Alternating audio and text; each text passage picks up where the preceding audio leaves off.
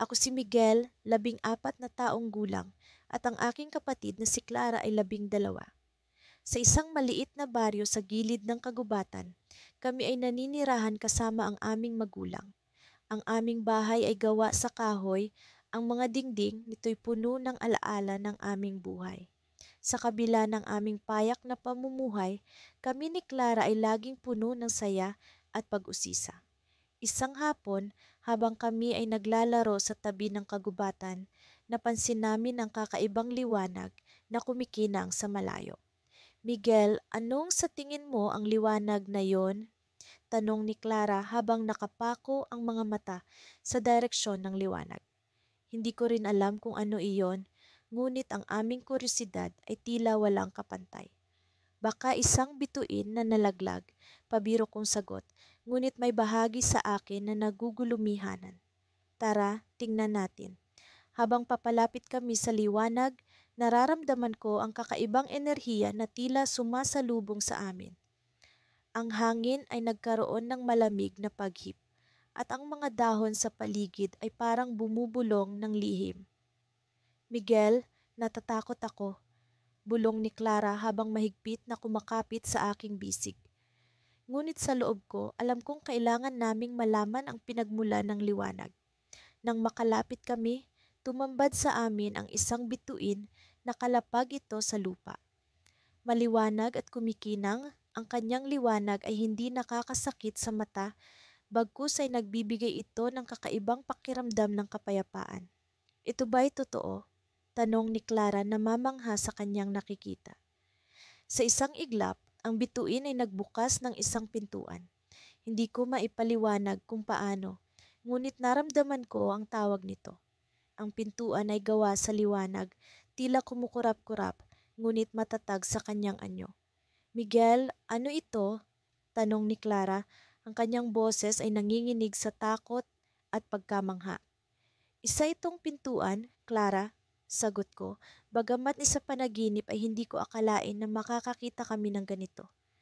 Ang pintuan ay tila nag-aanyaya, ngunit may bahagi sa akin na nag-aalinlangan. Sa kabila nito, ang aking puso ay puno ng kagustuhang sumubok. Magkapatid tayo, Clara. Ano man ang mangyari, kasama mo ako, paalala ko sa kanya habang kami ay nakatayo sa harap ng pintuan. Ang kanyang takot ay napalitan ng tapang at tiwala. Nang kami ay tumapak sa loob ng pintuan, biglang nagbago ang paligid. Ang madilim na kagubatan ay napalitan ng isang lugar na puno ng liwanag, kulay at kakaibang tanawin. Ang mga puno ay lumulutang. Ang mga bulaklak ay nagsasalita sa wika na hindi namin maintindihan. Miguel, saan tayo? Tanong ni Clara. Ang kanyang mata ay nangingislap sa pagkamangha. Hindi ko alam kung paano ito nangyari, ngunit ang pintuan ay nagdala sa amin sa mundo na puno ng hiwaga. Ang aming mga puso ay puno ng kaba at kasabikan, ngunit sa likod ng aming mga isipan, alam naming hindi ito ordinaryong paglalakbay. Sa kabila ng kagandahan ng lugar, nararamdaman ko ang pagkakaroon ng lihim na hindi pa namin nalalaman. At sa isang sulok ng mundo, may isang nilalang na nakamasid sa amin. Ang kanyang mata ay naglalabas ng kakaibang liwanag. Alam kong hindi kami nag-iisa sa mundong ito at ang paglalakbay namin ay nagsisimula pa lamang. Sa kanyang paglapit, naramdaman ko ang kagustuhang malaman ang kanyang lihim. Ngunit paano namin malalaman ang katotohanan sa likod ng kanyang pagtingin? Pagkatapos ng aming natuklasan sa kagubatan, hindi ko mawaglit sa isip ang bituin na aming nakita. Ang kakaibang liwanag nito ay tila nananawagan, at ang misteryosong pintuan na lumitaw ay nagbigay sa amin ng pag-asam na may higit pa sa likod nito. Sa tuwing tumitigil kami sa pag-iisip tungkol sa karaniwang gawain, bumabalik ang alaala ng bituin at pintuan. Ako, si Lila, at ang kapatid kong si Andres ay parehong hindi mapakali sa kakatuwang pangyayaring iyon. Isang linggo matapos ang aming unang pagbisita, muling lumalim ang gabi at muli kaming naakit na bumalik sa kagubatan. Sa kabila ng takot sa maaaring mangyari, Hinikayat ko si Andres na sumama sa akin. Hindi ba ikaw rin ang nagsabing, baka may mahanap tayong kayamanan doon? Tanong niya habang naglalakad kami sa madilim na daan. Tumango ako, hindi sigurado sa sarili kong mga salita, ngunit puno ng pag-usisa. Habang papalapit kami sa lugar kung saan namin unang nakita ang bituin, biglang bumigat ang hangin at naramdaman ko ang kakaibang enerhiya sa paligid. Puno ng pag-asa, hinanap namin ang bituin at sa aming pagtitig sa kalangitan, muli itong nagpakita. Ang liwanag nito ay mas matingkad ngayon, tila ba isinasaad na mayroon itong mahalagang mensahe. Walang pag-aalinlangan, tinungo namin ang kinaroroonan nito. At sa aming paglapit, muling lumitaw ang pintuan, mas maliwanag kaysa sa dati. May nararamdaman ka bang kakaiba, Lila? Tanong ni Andres at ako'y tumango. Para bang may isang mundo sa likod nito na naghihintay na matuklasan natin. Ang pintuan ay mukhang gawa sa lumang kahoy, may mga ukit ng bituin at mga simbolo na hindi ko mawari. Sa kabila ng takot, hinawakan ko ang hawakan ng pintuan at sa aking paghawak, naramdaman ko ang init na umagos mula dito. Sa pagbukas ng pintuan, kami ni Andres ay napaawang ang bibig sa aming nakita. Isang daigdig na puno ng kulay, kakaibang halaman at mga nilalang na tila galing sa alamat. Ang mga puno ay nagkikislapan at ang hangin ay puno ng mga awit na tila ba mula sa mga diwata. Lumapit kami sa daan, puno ng pagkamangha sa tanawin. Biglang may bumati sa amin, isang maliit na nilalang na may pakpak na parang sa paru-paro. Maligayang pagdating sa luminarya, bati nito, puno ng sigla. Narinig ko ang tungkol sa inyong pagdating, sabi ng nilalang. Ako si Faye at ako ang magiging gabay ninyo sa mundong ito. Hindi ko alam kung ano ang sasabihin, ngunit si Andres na laging mas palakaibigan kaysa sa akin ay agad na nagtanong. Ano ang Luminara at paano kami nakapasok dito? Ngumiti si Faye. Luminara ay isang mundo na puno ng hiwaga at mahika at ang bituin na inyong nakita ay isang pahiwatig na kayo ay mga tagapagligtas na hinihintay. Tagapagligtas? Ang salitang iyon ay umalingaw-ngaw sa aking isipan. Puno ng pag-aalinlangan, ngunit may kaunting pag-asa. Bakit kami? Tanong ko, puno ng pagtataka. Ang bituin ay pumili sa inyo dahil sa inyong pusong dalisay at tapang sa pagkatuklas. Paliwanag ni Faye. Ngunit ang pintuan ay hindi basta-basta nagbubukas para sa kahit sino. Kayo ay espesyal. Habang naglalakad kami sa Luminara, marami kaming nakitang mga tanawin na hindi namin inaasahan. Ang mga nilalang na naroroon ay may kanya-kanyang kwento at bawat isa ay tila may mahalagang papel sa mundong iyon. Sa kabila ng aming pagkamangha, hindi ko maiwasang magtanong kung ano ang aming tungkulin sa lugar na iyon. Ipinakita sa amin ni Faye ang isang mapa ng Luminara at sa gitna nito ay isang lugar na puno ng kadiliman, isang bahagi ng kanilang mundo na unti-unting kinakain ng isang misteryosong puwersa. Kayo ang magbibigay liwanag sa kadilimang ito, sabi ni Faye, puno ng pag-asa. Ngunit kailangan nating magmadali, ang oras ay mahalaga. Habang patuloy ang aming paglalakbay, natutunan namin ang tungkol sa mga problema ng Luminara, ang nawawalang liwanag ng kanilang mundo, ang mga nilalang na nawawala, at ang mga pagbabago sa kalikasan. Nagsimula kaming makaramdam ng responsibilidad na tumulong, ngunit hindi ko maiwasang magtanong kung paano namin magagawa ito. Sa isang saglit ng katahimikan, biglang nagbago ang lahat. Ang pintuan na aming dinaanan ay biglang naglaho at kami ay napalibutan ng kadiliman. Ano ang nangyayari? Tanong ni Andres, puno ng takot. Hindi ko alam, sagot ni Faye, ang kanyang boses ay puno ng pag-aalala. Ngunit kailangan nating kumilos bago pa mahuli ang lahat. Sa gitna ng kaguluhan, narinig namin ang isang halakhak na hindi namin inaasahan. Ang malalim, nakakatakot na tunog na tila nagmumula sa mismong lupa. Hindi kayo makakatakas, sabi ng tinig puno ng banta. Sa gitna ng aming pagkalito, naramdaman ko ang malamig na hangin na dumampi sa aking balat at sa sandaling iyon, naunawaan ko na ang aming paglalakbay ay nagsisimula pa lamang. Sa likod ng pintuan na iyon, may lihim na hindi namin inaasahan. Nang bumalik kami ni ate sa aming silid, matapos ang hindi makakalimutang gabi sa ilalim ng mga bituin, hindi namin maiwasang pag-usapan ang aming natuklasan. Ang bituing iyon, na sa unay parang isang simpleng liwanag sa kalangitan, ay ngayon ay tila isang pinto patungo sa isang mundo na lampas sa aming imahinasyon. Ano kaya ang nasa kabila ng pintuan, kuya? Tanong ni ate habang nakahiga kami sa aming mga kama. Ang kanyang mga mata ay puno ng kuryosidad, tila naglalakbay na sa mundo ng mga posibilidad.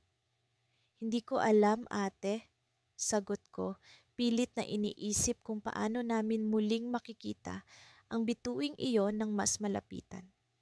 Pero kailangan nating bumalik doon. Parang mayroong isang bagay na naghihintay sa atin. Nang sumunod na mga araw, hindi kami mapakali.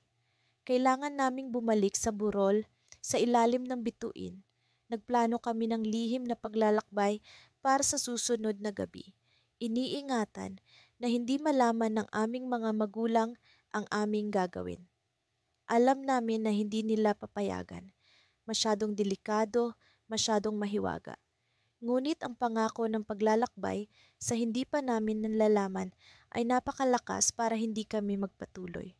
Nang sumapit ang gabi, kinuha namin ang aming mga flashlights at lumabas ng bahay ng tahimik.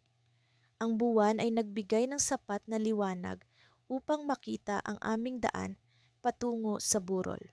Habang papalapit kami, tila may kakaibang enerhiya sa hangin, isang pakiramdam na parang may isa pang mundo na nakatingin sa amin mula sa kabila ng pintuan. Pagdating namin sa burol, nakita namin ang bituin na mas maliwanag kaysa dati. Ang liwanag nito ay tila bumabalot sa buong lugar tulad ng isang mahiwagang kumot. Tumayo kami sa harap nito, pareho kaming may halo ng takot at pananabik. Ano kaya ang mangyayari kung buksan natin ang pintuan? Tanong ni ate, ang kanyang boses ay halos isang bulong. Hindi natin malalaman hanggat hindi natin sinusubukan. Sagot ko, lakas loob na humakbang papalapit. Sa bawat hakbang, nararamdaman ko ang tibok ng aking puso na parang orasan. Nang makalapit kami, ang liwanag ng bituin ay biglang umikot at naging isang pabilog na portal. Sa loob nito, nakita namin ang mga imahe ng isang mundo na hindi kapani-paniwala. Mga punong may kulay na hindi namin nakita kailanman, mga ilog na kumikislap ng ginto, at mga nilalang na tila nabuhay mula sa mga alamat. Napalunok ako ng laway, ngunit hindi ako makapag-atras. Sa halip, hinawakan ko ang kamay ni ate ng mahigpit. Ito na ang panahon, ate, sabi ko, at sabay kaming humakbang sa portal. Ang pakiramdam ay parang pagtalon sa harap ng alon sa dagat. Nag-iiba ang paligid at sa isang iglap, naramdaman namin ang lupa sa ilalim ng aming mga paa. Bumungad sa amin ang bagong mundo, mas maliwanag at mas buhay kaysa sa aming inaasahan. Kuya, tingnan mo, sigaw ni ate habang itinuturo ang isang punong-puno ng mga prutas na kumikinang. Parang hindi ito tunay. Ngunit bago pa kami makalapit, isang matandang naglalakad ang lumapit sa amin. Ang kanyang balat ay may kulay ng kahoy at ang kanyang mga mata ay tila puno ng kaalaman mula sa libu-libong taon. Maligayang pagdating sa lihim na kanlungan. Sabi niya, ang kanyang boses ay parang hangin na nagdadala ng mga kuwento. Sinong kayo? Tanong ko. Hindi malaman kung kami ba'y nasa panganib o hindi. Isang tagapangalaga ng portal, sagot niya, at kayo ay mga pinili. Kayo ang magdadala ng pagbabago sa dalawang mundo. Nagkatinginan kami ni ate. Ang aming mga puso ay puno ng tanong. Ano ang ibig sabihin ng matanda? Anong pagbabago ang aming dadalhin? Ngunit mag-ingat, dagdag ng matanda, sapagkat hindi lahat ng nasa loob ng portal ay kasing liwanag ng inyong nakikita. At sa kanyang mga mata, nakita namin ang isang babala, isang anino na kumikilos sa likod ng liwanag, isang panganib na hindi namin inasahan. Ang mundo ng mga bituin ay puno ng mga hiwaga, ngunit ito rin ay tahanan ng mga lihim na maaaring magbago sa aming kapalaran. Habang naglalakad kami papalayo sa matanda, ang likod ng aming isipan ay puno ng mga tanong. Ano ang aming papel sa mundo ng lihim na kanlungan? Paano namin haharapin ang panganib na nakatago sa likod ng mga bituin? At sa bawat hakbang namin sa mahiwagang lupain, alam naming kami ay humarap sa isang paglalakbay na magbabago sa aming buhay magpakailanman. Ngunit sa likod ng bawat hiwaga ay may nakatagong panganib at iyon ang aming dapat harapin. Sa pag-ikot ng portal sa likod namin, naisip ko, ang aming paglalakbay ay nagsisimula pa lamang at kami ay nasa gitna ng isang kwento na hindi pa tapos isulat. Nang biglang may narinig kaming malakas na tunog mula sa likuran namin, napalingon kami at nakita ang isang anino na papalapit, isang nilalang na kasing dilim ng gabi at ang kanyang layunin ay hindi namin alam. Hindi ko maipaliwanag ang kaba at pananabik na naramdaman ko habang nakatitig sa bituin sa aking harapan. Sa ilalim ng malamlam na liwanag ng buwan, parang isang mahiwagang nilalang, ang bituin, kumikislap at humihinga. Kasama ang aking kapatid na si Lila, dahan-dahan kaming lumapit upang masilayan ang misteryo ng pintuang nakatago sa loob nito. Sigurado ka bang kaya natin ito, kuya? Tanong ni Lila, hawak ang aking braso. Ramdam ko ang panginginig ng kanyang boses, ngunit higit doon, ang tiwala niyang kaya naming harapin ang anumang pagsubok na dala ng pintuan. Oo, Lila, magkasama natin itong susubukan, sagot ko, pinipilit na maging matatag ang boses ko, kahit na ang puso ko'y tila nagdadabog sa kaba. Sa aming paglapit, ang bituin ay unti-unting lumiwanag, nagpapakita ng mga ukit na tila mga sinaunang simbolo. Hindi ko alam kung paano, ngunit parang may bahagi sa akin na nauunawaan ang mga ito. Nang hawakan ko ang bituin, naramdaman ko ang init na dumaloy mula rito patungo sa aking katawan at ang pintuang nakatago sa kislap nito ay dahan-dahang bumukas. Sa likod ng pintuan ay isang mundo na hindi ko kailanman inisip na umiiral. Ang hangin ay puno ng mga kulay at tunog na kakaiba, habang ang kalangitan ay kumikislap sa iba't ibang huwe ng asul at ginto. Ang lupaing iyon ay tila umiikot sa sarili nitong ritmo, puno ng mga nilalang na hindi ko pa nakikita kahit sa mga alamat. Lila, tingnan mo, hindi ko mapigilang ipakita ang aking pagkabighani. Parang ibang mundo ito, ngunit bago pa man kami makapasok, may narinig kaming malakas na kalabog mula sa likuran namin. Napalingon kami at doon nakita ang isang matandang lalaki na nakasuot ng mahaba at madilim na balabal. Ang kanyang mga mata ay tila naglalagablab sa galit at pagkabigo. Bakit kayo nandito? Sino ang nagbigay sa inyo ng karapatang buksan ng pintuan? Sigaw niya habang naglalakad papalapit sa amin. Ang kanyang presensya ay nagbigay sa amin ng malamig na pakiramdam. Parang ang hangin ay naging mabigat at malagkit. Pasensya na po, sagot ko, pinipilit na hindi magpakita ng takot. Hindi namin alam na may bantay pala ang bituin. Nagpunta lang kami dito dahil sa kuryosidad. Nagtatago ang mga lihim ng mundong ito sa mga bituin, sagot ng matanda. Ang boses niya ay tila ugong ng kulog. At hindi lahat ay nararapat malaman ang mga ito. Naramdaman ko ang pag-aalala ni Lila. Ang kanyang kamay ay mas mahigpit na nakahawak sa akin, tila natatakot na baka kami ay maagaw ng misteryosong estranghero. Ngunit sa kabila ng takot, may kung anong puwersa ang nagtutulak sa amin na hindi umatras. Napansin ng matanda ang aming determinasyon at unti-unti ang kanyang galit ay napalitan ng pag-usisa. Bakit ninyo nais makita ang mundo sa likod ng pintuan? Tanong niya. Ang kanyang boses ay lumambot, ngunit may bahid ng pag-aalinlangan. Kami po ay naglalakbay upang matuklasan ang mga hiwagang nakatago sa aming paligid. Sagot ni Lila. Ang tapang niya ay bumalik sa kanyang mga mata. At ang bituin na ito ay nagdala sa amin ng kakaibang damdamin, parang isang pangako na may mga bagay na hindi pa namin natutuklasan. Tumango ang matanda, ang kanyang mga mata ay tila naglalaro sa liwanag ng bituin. Kung gayon, ipagpatuloy ninyo ang paglalakbay. Ngunit tandaan, ang mundo sa likod ng pintuan ay puno ng mga pagsubok. Maging matalino sa inyong mga desisyon. Sa kanyang pag-alis, iniwan niya kaming may halong pag-aalinlangan at pag-asam. Ano nga ba ang mga pagsubok na naghihintay sa amin sa loob ng mahiwagang mundo? Alam kong hindi ito magiging madali, ngunit ang pagnanasa na matuklasan ang hiwaga ng bituin ay mas malakas sa aming takot. Sa aming pagpasok sa pintuan, isang kakaibang tanawin ang bumungad sa amin.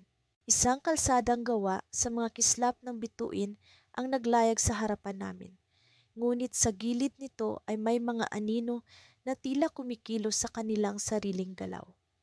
Ang mga anino ay nag-uusap, bumubuo ng mga kwento na hindi namin maunawaan.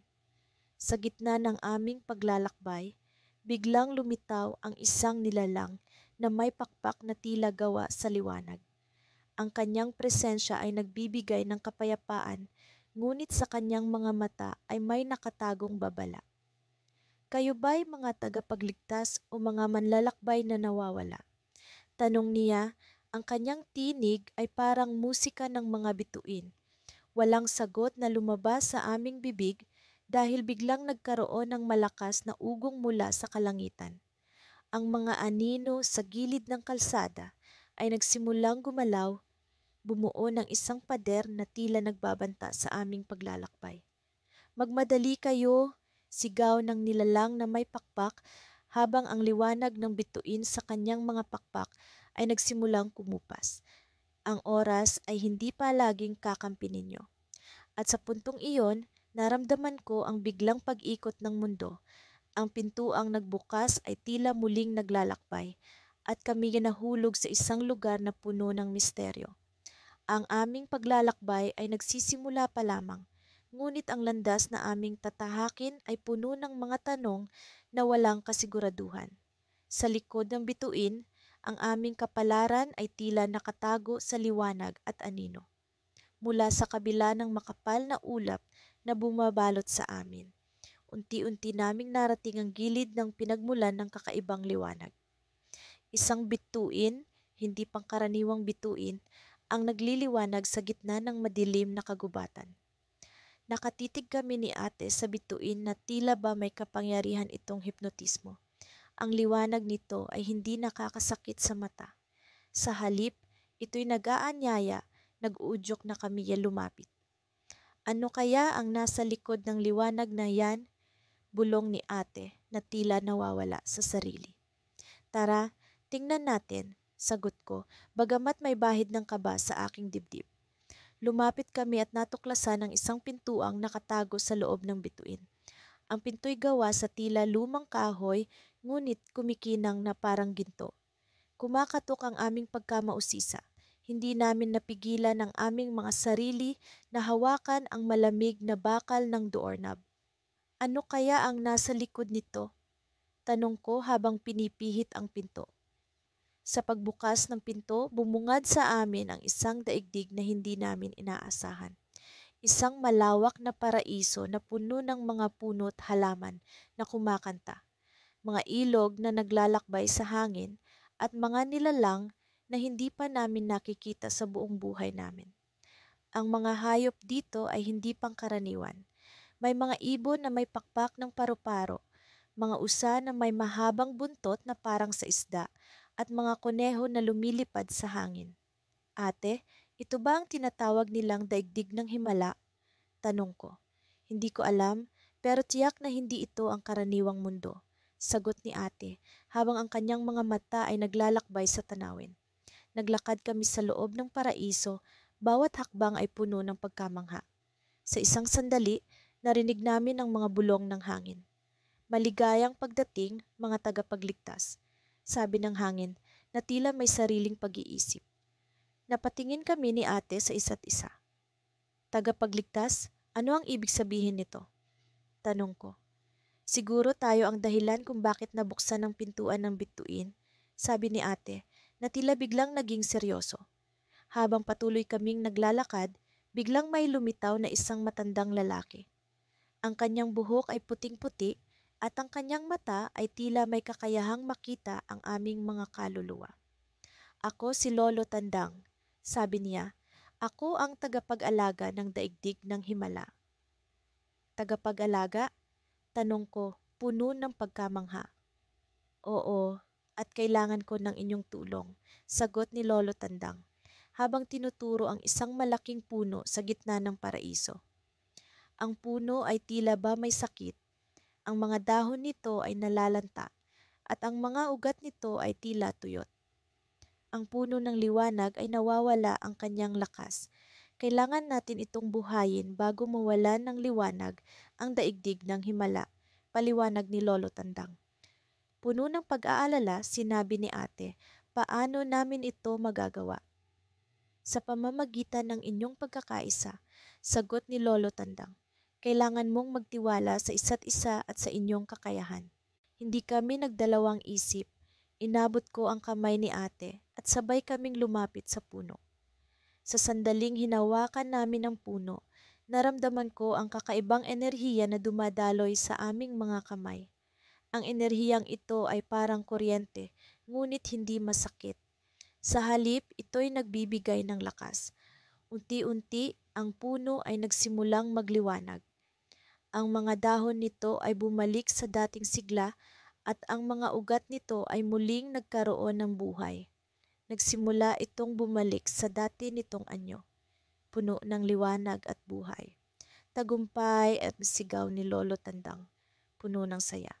Naibalik niyo ang lakas ng puno ng liwanag. Ngunit sa likod ng aming tagumpay, may naramdaman akong kakaibang bagay. Parang may kulang. At sa sandaling iyon, bumukas muli ang pintuan ng bituin. Sa likod nito ay may isang anino na tila nagmamasid sa amin mula sa madilim na bahagi ng daigdig. Ano yon? Tanong ko, puno ng kaba. Ate, may ibang nilalang sa likod ng pintuan. Sabi ko, habang ang aking puso ay tumitibok ng mabilis. Biglang nagbago ang hangin at naramdaman namin ang malamig na simoy. May mga nilalang na nais pumasok sa daigdig ng himala para sa sarili nilang layunin. Babala ni Lolo Tandang na nagpakita ng pag-aalala. Bago pa man namin malaman ang susunod naming gagawin, ang pintuan ng bituin ay nagsimulang magsara. Ngunit hindi ito nag-iisa. May mga bulong sa likod ng pintuan, mga bulong na tila may masamang balak.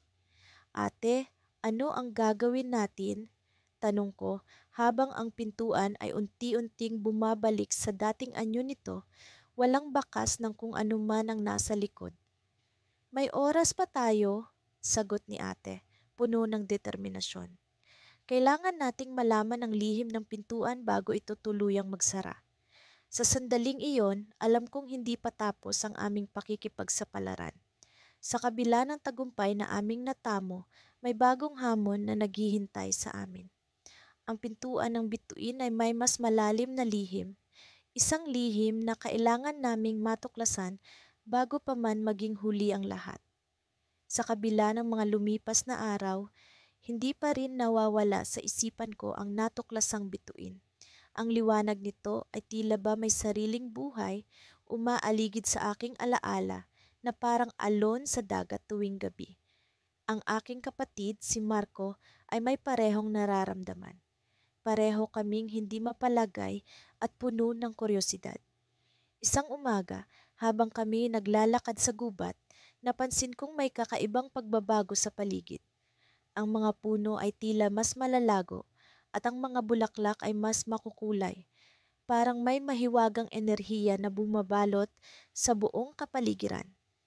Nilapitan ko si Marco at sinabi, pakiramdam ko ay may kakaibang nangyayari. para bang may nagbabadyang pagbabago. Tumingin siya sa akin, ang kanyang mga matay puno ng pag-aalangan, ngunit may bakas ng kasabikan. Oo nga ate, parang ang lahat ng ito ay may kinalaman sa bituin. Sa tingin mo, dapat ba nating balikan iyon? Hindi ko naisipang magdalawang isip. Ang kuryosidad ay mas matimbang kaysa sa takot. Oo, Marco, kailangan nating malaman ang lihim ng bituin. Ito na ang pagkakataon natin. Nagpatuloy kami sa paglalakad. Tinatahak ang landas pabalik sa lugar kung saan namin natagpuan ang bituin. Habang papalapit kami, naramdaman kong bumibigat ang hangin na parang may inaasahang malaking pagbabago. Nang sa wakas ay narating namin ang clearing, nakita namin ang bituin na nakalutang pa rin sa ere. Ang liwanag nito ay mas maliwanag kaysa dati. Lumapit kami ng dahan-dahan, ang aming mga puso'y sabay sa kaba at kasabikan. Hinawakan ko ang kamay ni Marco habang kami unti-unting lumalapit sa bituin. Handa ka na ba? Tanong ko sa kanya. Tumango siya at sa sandaling iyon, sabay naming inabot ang bituin. Biglang lumiwanag ang paligid at ang lahat ay naglaho sa isang kisap mata. Nang kami muling nakadilat, napansin naming nasa ibang lugar na kami. Kami ay nasa isang kakaibang mundo, puno ng mga kulay at hugis na hindi namin kailanman nakita sa aming mundo. Ang hangin ay sariwa at ang bawat paghinga ay tila nagbibigay ng kakaibang lakas sa aming katawan. Nakita namin ang isang landas na tila ba iniimbita kami na sundan nito. Habang naglalakad kami sa landas, napansin namin ang mga kakaibang nilalang na sumusulyap sa amin mula sa mga puno at halaman. Sila'y hindi mapanganib. Sa halip, para bang nais nilang gabayan kami. Sa kalagitnaan ng aming paglalakbay, narating namin ang isang napakalaking pinto na gawa sa mga bituin, kumikinang sa kakaibang kaparaanan. Lumapit kami sa pinto at bigla itong bumukas. Sa kabila nito, nakita namin ang isang kaharian na puno ng mga bagay na hindi maipaliwanag. Ang mga gusali ay gawa sa kristal at ang mga tao ay may kakaibang kasuotan na tila ba sila'y bahagi ng kalikasan mismo. Tinanggap kami ng isang babae na may mahaba at kumikislap na buhok. Maligayang pagdating, sabi niya, ang kanyang tinig ay parang musika. Ako si Althea, tagapag-ingat ng bituin. Matagal na naming hinihintay ang inyong pagdating. Nagkatinginan kami ni Marco, puno ng pagtataka. Hindi ko maiwasang magtanong, bakit kami? Ano ang kinalaman namin dito? Ngumiti si Althea, at sa kanyang mga matay may bakas ng kalungkutan at pag-asa. Kayo ang napili. Matagal na panahon na kaming naghahanap ng mga tagapagligtas. Ang inyong mundo at ang aming kaharian ay magkaugnay. Ang bituin na inyong natagpuan ay ang susi sa pagligtas sa dalawang mundo. Naghahalo ang aking damdamin. Ang bigat ng responsibilidad ay bumagsak sa aking balikat, ngunit may bahagi sa akin na nagsasabing dapat kong tanggapin ito. Ngunit bago pa man ako makasagot, biglang yumanig ang paligid. Nagulat kami ni Marco nang makita ang bituin na nagsimulang magdilim. Ang mga tao sa paligid ay nagpanik at si Althea ay nagmamadaling lumapit sa amin. Kailangan ninyong kumilos ngayon, ang pintuan ay nagsisimula ng magsara. Kung hindi ito maibalik sa dati, parehong mundo ang malilipol. Nataranta ako, ngunit sa loob ng aking puso ay may alab na nag-aalab. Hinawakan ko ang kamay ni Marco at sa aming mga matay nakita ko ang parehong determinasyon.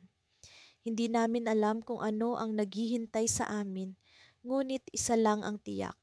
Kailangan naming iligtas ang dalawang mundo. Ngunit mayroon pang isang bagay na hindi malinaw. Ano ang tunay na layunin ng bituin at sino ang nagtatangkang sirain ito? Sa aming pagharap sa pinto, isa lang ang tiyak. Ang aming pakikipagsapalaran ay hindi pa tapos. At sa bawat hakbang na isusulong namin, alam kong may mas malalim pang lihim na dapat naming tuklasin. Nakaupo kami ni Ate Lila sa ilalim ng puno ng mangga sa aming likod bahay, habang pinagmamasdan namin ang mga bituing nagsisimulang kumislap sa kalangitan. Matagal na naming alam ang tungkol sa bituing may lihim na pintuan, ngunit nitong mga nakaraang linggo, tila mas dumadalas ang aming pagbisita rito. Hindi ko maiwasang magtaka kung bakit, at sa palagay ko'y ganoon din si Ate Lila. Alam mo kuya, parang may kakaiba talaga sa bituing yon, wika ni ate habang nakatanaw sa himpapawid. Para bang tinatawag tayo nito? Oo nga sagot ko. Parang may gusto itong ipakita sa atin na hindi pa natin natutuklasan. Nang unang beses naming matagpuan ang pintuan sa loob ng bituin, akala namin ni isa lamang itong ordinaryong portal na magdadala sa amin sa ibang lugar. Ngunit habang lumalalim ang aming paglalakbay, natutunan naming napakarami nitong hiwaga na hindi pa nasisiwalat. Sa likod ng bawat pintuan ay iba-ibang daigdig na puno ng kababalaghan, at bawat daigdig ay may kanya-kanyang kwento.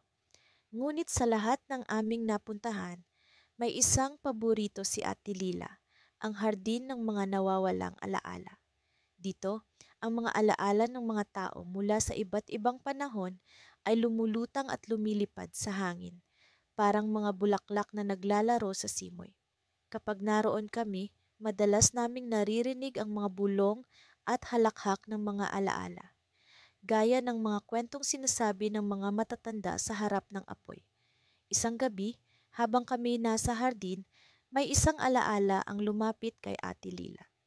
Isa itong alaala ng batang babae na nakaupo sa tabi ng lawa, hawak ang isang lumang aklat na punong-puno ng mga kwento.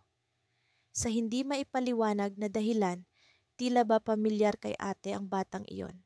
Para bang nakita na niya ito dati, ngunit hindi niya maalala kung saan at kailan. Habang tinitingnan ni ate ang alaala, may napansin akong kakaiba sa tubig ng lawa. May mga alon na nabubuo, kahit na hindi naman ito hangin. Nang lumapit ako, nakita ko ang pag-ikot ng tubig na tila ba may gustong sabihin. Sinubukan kong ilapit ang aking kamay at nagulat ako nang tumagos ito sa tubig. Para bang may puwersang humihila sa akin papasok. Ate, tingnan mo ito, sigaw ko, ngunit tila ba nakatuon pa rin ang kanyang pansin sa alaala. Nang hindi siya tumugon, lumusong ako ng kaunti sa tubig. Sa aking paglusong, naramdaman ko ang kakaibang init at lamig na sabay na bumalot sa akin, at nakita ko ang isang piraso ng papel na unti-unting lumulutang patungo sa aking kamay. Nang mahawakan ko ito, nakita kong isa itong lumang mapa, ngunit hindi ko maintindihan ang mga nakasulat dito. Parang mga simbolo at marka na hindi ko pa nakikita kahit kailan.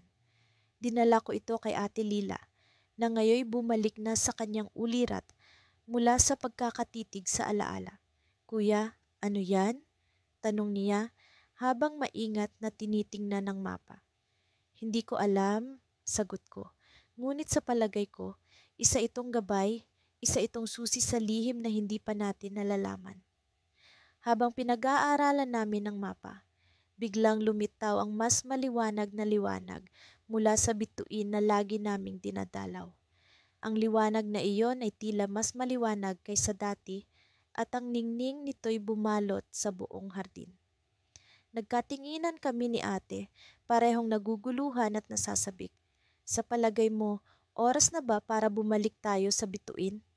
Tanong niya habang hawak-hawak ang aking kamay. Oo, sa tingin ko'y may kailangan tayong matuklasang bago, sabi ko habang nagsisimulang maglakad pabalik sa pintuan ng bituin.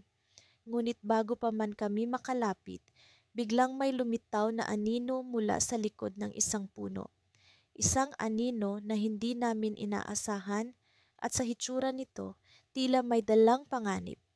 Tumigil kami at naghintay habang ang anino'y unti-unting nagpakita. Isang matandang lalaki na may mahaba at puting balbas, nakasuot ng kapa na tila gawa sa mga bituin mismo. Ako si Orion, sabi ng matanda, at ang kanyang boses ay parang kulog na umalingaw-ngaw sa paligid. Matagal ko nang hinihintay ang pagdating ninyo. Nagkatinginan kami ni Ate Lila, parehong naguguluhan at nagtataka. Sino si Orion at bakit niya kami hinihintay? Ano ang koneksyon niya sa bituin? Sa pagdating ng matanda, alam naming hindi na ito basta-bastang pakikipagsapalaran. Isa itong bagong yugto ng aming paglalakbay at ang mga susunod na hakbang ay maaaring magbago sa lahat ng aming nalalaman tungkol sa mahiwagang bituin. Sa loob ng ilang araw, lalo pang naging masidhi ang pagkakaugnay namin ni Lila sa mahiwagang bituin na natagpuan namin. Hindi na kami mapakali sa mga natutuklasan namin sa loob ng mga kwento at alamat na tila umuusbong mula sa bawat sulok ng aming mundo. Sa bawat gabi, nagkukulong kami sa aming silid, pinipilit na muling bumuksan ang lihim na pintuan upang makapasok sa kaharian ng liwanag na nakikita lamang namin sa panaginip. Nang sumapit ang gabi ng ikalimang araw, nagpasya kaming muling subukan ang mga ritual na natutunan namin sa mga lumang aklat na lihim naming kinuha mula sa silid-aklatan ng aming lola. Sa silid ay naglagay kami ng mga kandila sa bawat sulok at sa gitna, inilatag namin ang bituin na kumikinang sa ilalim ng liwanag ng buwan. Nagdasal kami, tahimik na inaawit ang mga sinaunang salita na hindi namin lubos maunawaan, ngunit tila may kapangyarihang humahaplos sa aming mga puso. Habang lumalalim ang gabi, unti-unting nagbago ang hangin sa paligid namin. Ang mga ilaw ng kandila ay nagpaikot-ikot at ang bituin ay nagningning ng mas maliwanag kaysa dati. Pakiramdam ko ay may puwersang kumakalabit sa aming mga kaluluwa. Tinatawag kami patungo sa isang mundo na hindi namin lubos na maipaliwanag.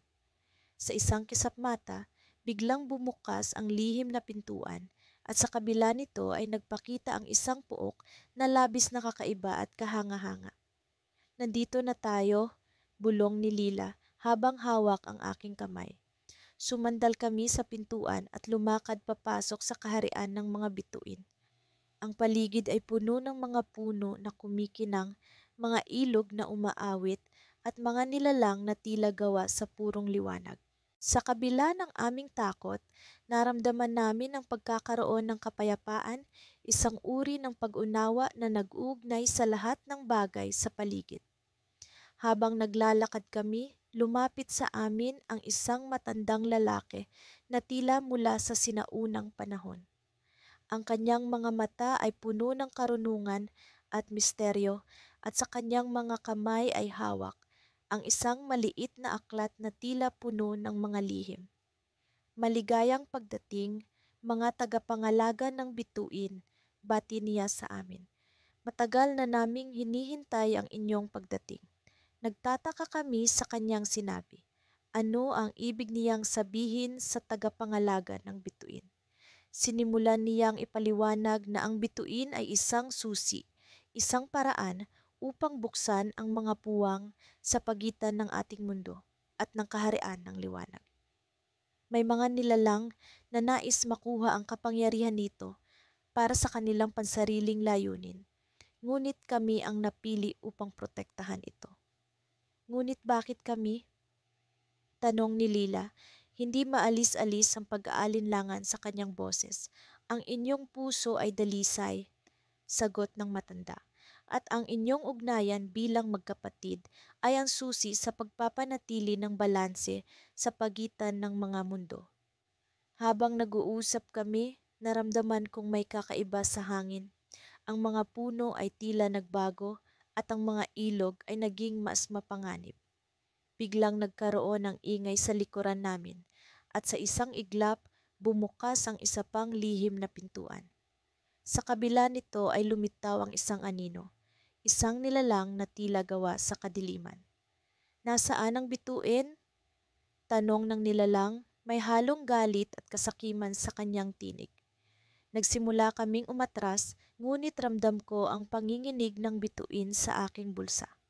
Sa oras na iyon, naisip ko ang lahat ng mga kuwento na sinabi ng aming lola. Mga alamat tungkol sa mga tagapangalaga ng liwanag at kadiliman. Sa isang iglap, naintindihan ko na hindi ito simpleng pakikipagsapalaran. ito ay labanan para sa kapalaran ng dalawang mundo. Hindi mo makukuha ang bituin, sagot ko, pilit na pinapakalma ang aking sarili habang hinahawakan ng kamay ni Lila. Hindi namin hahayaang mangyari iyon. Ngunit bago pa man kami makagalaw, naramdaman ko ang paglalim ng kadiliman sa paligid. Ang anino ay nagsimulang umangkin sa silid at ang liwanag ng mga bituin ay unti-unting nawala. Sa kabila ng aming takot, alam kong kailangan naming gumawa ng isang desisyon. Isang desisyon na magtatakda sa kapalaran ng aming mundo at ng kaharian ng liwanag. Sa huli, tiningnan ko si Lila at sa kanyang mga mata ay nakita ko ang pag-asa. Sa kabila ng panganib, alam kong hindi kami nag-iisa. Ngunit paano namin malalampasan ang nilalang na ito? Ano ang kailangan namin gawin upang iligtas ang bituin? Habang nilalabanan namin ang takot, biglang may lumitaw na bagong pintuan sa aming harapan. Sa likod nito ay naroon ang mga nilalang na gawa sa liwanag, handang tulungan kami sa aming laban. Ngunit bago kami makalapit, biglang bumagsak ang pintuan at sa isang iglap ay nawala ang lahat ng liwanag. Naiiwan kami sa kadiliman na puno ng misteryo at panganib. At sa huling sandali, napagtanto ko na ang susi sa lahat ng ito ay nasa aming mga puso. Ngunit paano namin ito magagamit bago tuluyang lamunin ng kadiliman ang aming mundo? Sa ilalim ng ningning ng mga bituin, naramdaman ko ang malamig na simoy ng hangin na tila nagdadala ng mga lihim mula sa kawalan. Ang gabi ay may kakaibang katahimikan, isang katahimikang tila naghihintay ng isang bagay na kamangha-mangha. Si Kuya ay nasa tabi ko at pareho kaming nakatitig sa bituing iyon na tila puno ng hiwaga. Alam namin na may kakaiba sa bituing iyon, isang bituing may lihim na pintuan. Nang una naming matuklasan ang pintuan sa loob ng bituin, akala namin ay bahagi lamang ito ng isang panaginip. Ngunit sa pagbukas nito, isang portal ang bumungad sa amin na nagdala sa isang mundo na puno ng mahika at kababalaghan. Sa bawat hakbang namin sa loob ng mundo, pakiramdam ko ay para kaming mga tagapagsalaysay ng isang kwentong hindi pa naisusulat. Ngunit ngayong gabi, ang bituin ay tila mas maliwanag kaysa dati. Kuya, bakit kaya ganito kaliwanag ang bituin? Tanong ko habang ang liwanag nito ay sumasalamin sa kanyang mga mata. Hindi ko din alam, pero pakiramdam ko ay may mahalagang mangyayari. Sagot niya na puno ng pananabik. Naglakad kami papunta sa lugar kung saan madalas naming makita ang bituin sa pinakamalapit na distansya. Ang damuhan ay kasing lambot ng palanggana ng gatas at sa bawat hakbang namin naririnig ko ang pag-ugong ng hangin na tila may mga bulong na hindi maipaliwanag. Nang marating namin ang lugar, ang bituin ay nagpakita ng kakaibang tanda, isang liwanag na lumalawak at bumubuo ng hugis na pinto. Hindi namin magawang buksan ang pintuan. Sa halip, tila sinasabi nito sa amin na may kailangan kaming gawin bago ito tuluyang magbukas. Ano kaya ang kailangan nating gawin, Kuya? Tanong ko na puno ng pag-aalinlangan. Baka kailangan nating makinig sa mga bulong ng hangin, sagot niya, at tila may nakuha siyang inspirasyon mula sa paligid. Sa aming pag-uusap, biglang nagkaroon ng kakaibang tunog ang hangin na parang musika mula sa kawalan. Ang tunog ay tila nagtuturo sa amin ng daan patungo sa lihim ng pintuan. Sundan natin ang tunog, sabi ni Kuya, at pareho kaming naglakad patungo sa direksyon na tila itinuturo ng musika. Habang papalapit kami sa pinagmumula ng tunog, nakaramdam ako ng kakaibang enerhiya na tila bumabalot sa amin. Ang aking puso ay tumitibok ng mabilis, hindi dahil sa takot, kundi dahil sa pananabik. Sa wakas, natagpuan namin ang isang punong kahoy na puno ng mga bulaklak na kumikinang sa dilim. Ang punong ito ay tila ang sentro ng enerhiya na bumabaling sa paligid. Kuya, tingnan mo ang mga bulaklak. Sigaw ko habang ang mga bulaklak ay kumikinang ng mas maliwanag. Baka ito ang susi sa pintuan, Sagot niya na puno ng pag-asa. Sa paghawak namin sa isa sa mga bulaklak, bigla itong nagpakita ng mga imahe, mga larawan ng isang mundo na puno ng mahika at mga nilalang na hindi pa namin nakikita. Ang punong kahoy ay nagkaroon ng kakaibang sigla at biglang nagpakita ang pintuan ng bituin sa harap namin. Hindi na namin kailangan pang buksan ito dahil kusa itong nagbigay daan sa amin. Halika, pasukin natin, sabi ni Kuya, ngunit bago kami makapasok, isang boses ang sumalubong sa amin. Mag-ingat kayo, mga tagapagsalaysay. Ang sabi ng boses mula sa kawalan na tila nagmumula sa hangin. Ang pintuan ay may lihim na hindi pa ninyo nalalaman. Sa bawat salitang binibigkas ng boses, naramdaman ko ang bigat ng responsibilidad na tila bumabalot sa akin. Ano ang ibig sabihin ng boses? Tanong ko kay Kuya, ngunit tila siya man ay walang sagot. Sa kabila ng babala, pumasok kami sa pintuan at ang mundo ng mahika ay muling bumungad sa amin. Ngunit ngayon, ang mundo ay tila mas magulo kaysa dati. Ang mga nilalang ay hindi na tulad ng dati. Mga nilalang na tila nagbabago, puno ng misteryo at panganib. Sa bawat hakbang namin sa loob, naramdaman ko ang presensya ng isang bagay na hindi pa namin nakikita. Kuya, may kakaiba talaga dito, bulong ko na puno ng takot. Oo, tila may pagbabago sa mundo, sagot niya at pareho kaming nakaramdam ng kaba. Sa isang iglap, isang nilalang ang lumitaw sa harap namin. Isang nilalang na puno ng liwanag, ngunit ang liwanag na ito ay tila may dalang panganib. Tandaan ninyo, hindi lahat ng liwanag ay nagdadala ng kaligtasan. Ang sabi ng nilalang na puno ng misteryo. Sa kanyang mga mata, nakita ko ang isang lihim na tila hindi pa namin nauunawaan. Sa pagharap namin sa nilalang, isang tanong ang bumuo sa aking isipan. Ano nga ba ang lihim ng pintuan at bakit tila nagbago ang lahat? Sa kabila ng takot, alam kong kailangan naming magpatuloy. Ngunit sa likod ng lahat ng ito, isang tanong ang bumubulong sa akin. Ano nga ba ang tunay na kahulugan ng aming paglalakbay? At sa tanong na ito, nahanap ko ang sarili kong nakabitin sa gilid ng cliffhanger na puno ng mga posibilidad. Sa ilalim ng malamlam na liwanag ng buwan, kami ni Diego ay muling naglakad patungo sa gilid ng kagubatan. Ang aming mga hakbang ay tila nagdadala ng kakaibang sigla, isang pakiramdam na hindi namin lubos maipaliwanag. Parang may kung anong mahiwagang puwersa ang nag-uudyok sa amin na magpatuloy, kahit na ang malamig na hangin ay tila bumabalot sa aming mga balikat.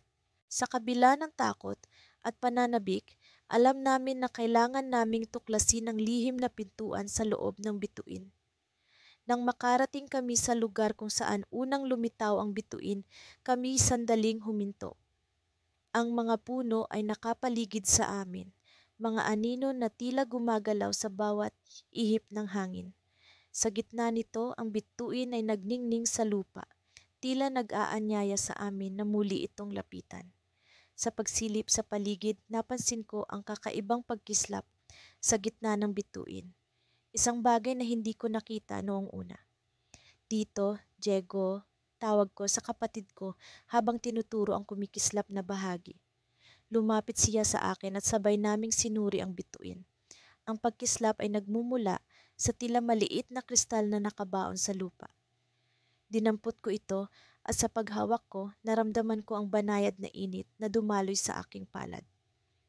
Isang pakiramdam ng koneksyon, parang ito'y bahagi ng isang mas malalim na misteryo. Napatingin sa akin si Diego, ang mga mata'y nagliliwanag sa parehong pagkamangha at pag-aalinlangan. Ano kaya ang kahulugan nito? Tanong niya, boses niya'y nanginginig sa kaba. Hindi ko rin alam ang sagot, ngunit may kutob ako na ang kristal na ito ang susi sa lihim na pintuan. Bigla, isang malambing na boses ang umalingaw-ngaw sa hangin. Mga batang mapangahas, kayo'y nararapat sa pagsubok. Ang boses ay tila galing sa mismong bituin, naglalakbay sa hangin at bumabalot sa amin ng misteryo. Isang pintuan ang magbubukas sa inyong harapan, ngunit hindi lahat ng pintuan ay dinaraanan. Sa mga salitang iyon, ang bituin ay nagbago. Ang liwanag nito ay lumakas, at sa gitna, isang hugis pintuan ang unti-unting lumitaw. Kami ni Diego ay napaatras, hindi makapaniwala sa aming nakikita. Isang pintuan, kumikislap ng malagintong liwanag, nakatayo sa harapan namin. Ang kababalaghan ay tila nag-aanyaya, ngunit sa likod ng kagandahan nito, nararamdaman ko ang panganib na hindi ko mabatid. Nagkatinginan kami ni Diego, parehong may alinlangan. Ngunit alam namin na kailangan naming sumubok. Ang pagkakataon na matuklasan ang lihim ng pintuan ay narito na at hindi namin ito pwedeng palampasin. Kaya't nagdesisyon kami papasok. Sa paglapit namin sa pintuan, naramdaman ko ang panginginig sa aking katawan. Ayaw kong magpakita ng takot, ngunit hindi ko rin maalis sa isip ang mga pwedeng mangyari. Ang pintuan ay tila may sariling buhay. Ang liwanag nito'y naglalabas ng maiinit na alon sa hangin. Huminga ako ng malalim at sabay kaming pumasok ni Diego sa pintuan. Sa loob, ang mundo ay nagbago. Ang paligid ay tila napuno ng mga kulay na hindi namin alam na umiiral. Mga neon na asul, berde, at pula na nagsasayaw sa hangin. Ang hangin ay puno ng mabangong halimuyak na hindi ko maipaliwanag. Parang kami pumasok sa isang ibang dimensyon, isang lugar na hindi kailanman naisip. Ngunit sa likod ng kagandahan, naramdaman ko ang kakaiba sa hangin. Parang may mata na nagmamasid, may mga nilalang na nagtatago sa mga anino. Sa aming pag-usad, narinig namin ang tunog ng mga yapak, papalapit sa amin. Kami ni Diego ay napahinto, ang aming mga puso'y bumilis sa kaba. At doon, sa harap namin lumitaw ang isang matandang lalaki. Ang kanyang buhok ay puti na tila ulap, ang kanyang mga mata ay kumikislap na parang mga bituin. Maligayang pagdating, sabi niya, ang boses ay puno ng karunungan at sikreto. Ang inyong paglalakbay ay nagsisimula pa lamang. Bago ko pa man maitanong ang aming susunod na hakbang, isang malakas na tunog ang lumitaw sa likod namin, isang pinto ang bumukas at tila dinadala kami pabalik sa realidad. Ngunit ang realidad na ito ay hindi ang pamilyar na kagubatan. Ito ay isang kakaibang mundo, puno ng mga nilalang na ngayon lamang namin nakita. Kami ni Diego ay nagkatinginan, hindi makapaniwala sa bagong mundo na aming narating. At sa likod ng lahat ng ito, naramdaman ko ang isang lihim na hindi pa namin natutuklasan.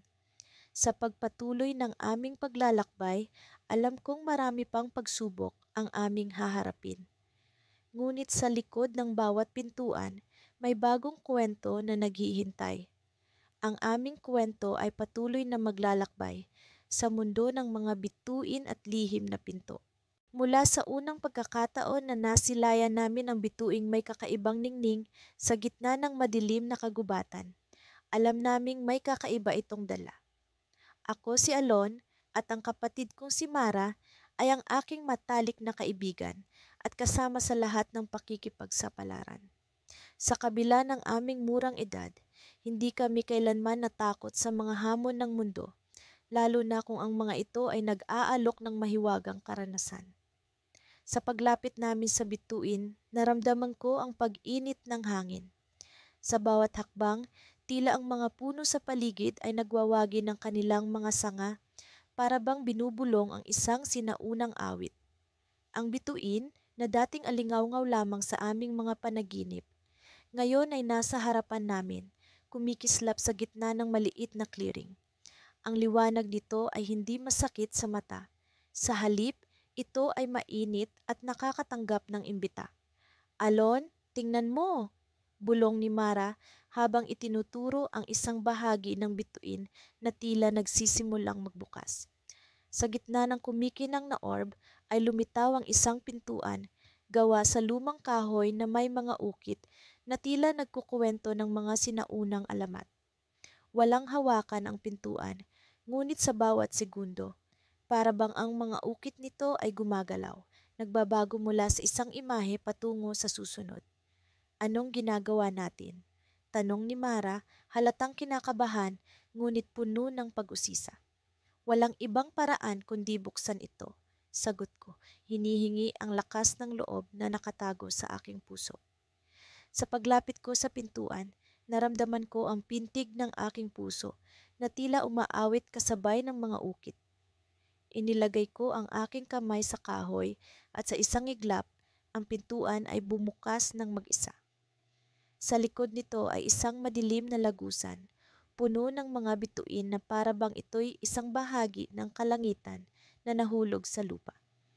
Kailangan nating pumasok bago ito magsara, sabi ni Mara, hawak ang aking kamay ng mahigpit.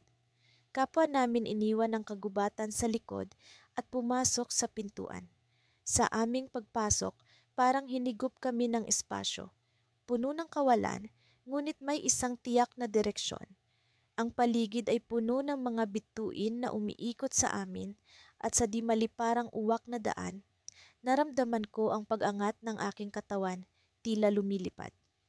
Alon, tingnan mo, sigaw ni Mara, itinuturo ang isang dako kung saan may lumilitaw na imahe ng isang sinaunang bayan, puno ng mga tao na tila nasa isang pagdiriwang. Sa aming paglapit sa bayan, nadama namin ang init ng kanilang pagtanggap, ngunit may kakaibang bagay na bumabalot sa akin.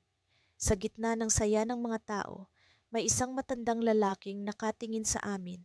Ang kaniyang mga mata ay puno ng karunungan na tila lumampas sa panahon. Maligayang pagdating, mga batang mandirigma. Bati niya sa amin. Kayo ang mga pinili. Ngunit bago pa man namin siya matanong kung ano ang ibig niyang sabihin, isang kakaibang ingay ang pumuno sa paligid. Ang mga bituin na kanina'y payapa ay nagsimulang umikot ng mas mabilis at ang lupa ay tila umuuga. Alon, ano itong nangyayari? Tanong ni Mara. Ang kanyang tinig ay puno ng takot. Hindi ko alam, Mara, sagot ko, ngunit sa loob ko may isang bahagi na nag-uudyok na alamin ang dahilan. Ang matandang lalaki ay lumapit sa amin at sa isang iglap ang lahat ay nagbago. Kami ay nasa gitna ng isang digmaan kung saan ang mga bituin ay mga sundalo ng liwanag, nakikipaglaban sa mga anino na bumabalot sa bayan. Ang pintuan ay hindi lamang isang daan, sabi ng matanda, ang kanyang tinig ay nag-echo sa paligid.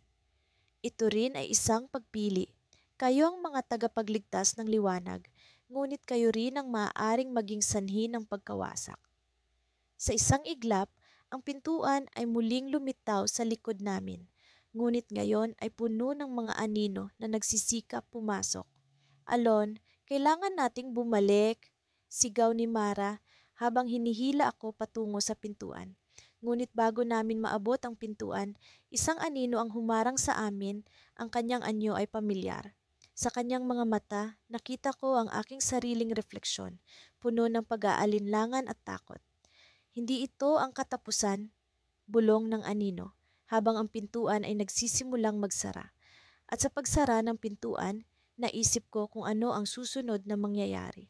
Ang bayan ay nawala. Ang mga bituin ay naglaho. Ngunit ang lihim ng pintuan ay nanatili sa aming puso, naghihintay sa tamang pagkakataon na muling magbukas.